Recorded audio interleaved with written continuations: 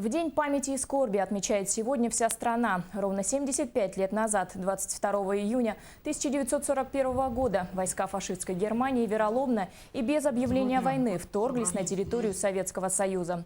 В этот день началась Великая Отечественная война. В столице республики в честь памятной даты на площади Победы прошла церемония возложения цветов. Участие в ней приняли представители правительства Якутии, городской администрации, ветераны войны и общественность. Во время своего выступления глава Якутии Егор Борисов процитировал слова поэта Роберта Рождественского и отметил, что память о тех страшных днях нужна для того, чтобы войны в мире больше не повторялись. Роберт Рождественский писал: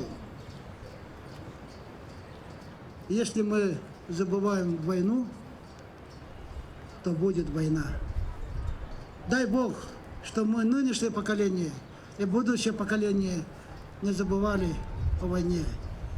Мы рассказывали, показывали нашим детям, нашим молодым людям о сложностях, о последствиях таких событий, чтобы жить в мирном будущем.